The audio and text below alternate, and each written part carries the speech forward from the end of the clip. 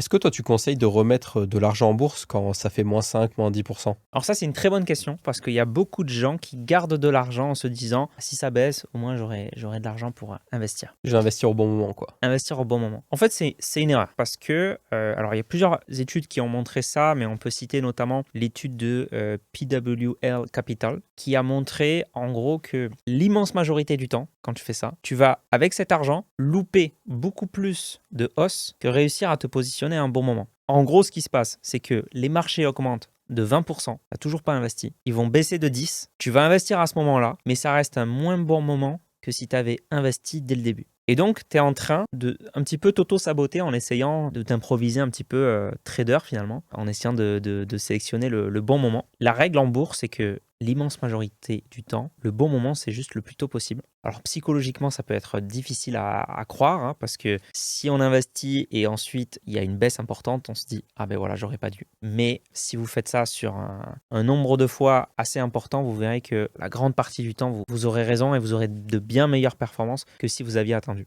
Mais par exemple, si on fait un DCA mensuel et que ça fait -5, -10% et que là, on remet, je sais pas moi, on fait notre DCA, c'est 200, 250 et qu'on remet 1000, 1000, 2000. Ça, c'est pas une bonne idée pour toi. Il fallait les mettre bien avant, par exemple. C'est ça, c'est ces 1000, 2000 euros que tu as laissé depuis le début un petit peu de côté à rien faire. La très grande majorité du temps aurait bien mieux fructifié si tu les avais investis dès que tu les avais. Tu as laissé un petit peu d'argent là de côté et parfois c'est inconscient. Hein. Parfois c'est inconscient. Hein. Voilà, on se laisse un peu d'argent, on se dit bon, voilà, mon DCA c'est 300. En vrai de vrai, je pourrais mettre 350 ou 400, mais je suis pas forcément à l'aise. Je laisse 300 et si ça baisse fortement, je mettrai plus. Et ça, c'est une erreur. Voilà. Et ça a été prouvé. Finalement, ce que ça veut dire, pour moi, hein, en sous-jacent, ça veut dire qu'en fait, tu n'es pas à l'aise à investir autant d'argent en bourse. Et donc, tu devrais peut-être penser à mieux diversifier ton portefeuille avec d'autres classes d'actifs, peut-être une partie un peu plus défensive, pour pouvoir investir vraiment la somme que tu es censé investir, que tu peux et que tu veux en fait profondément investir chaque mois.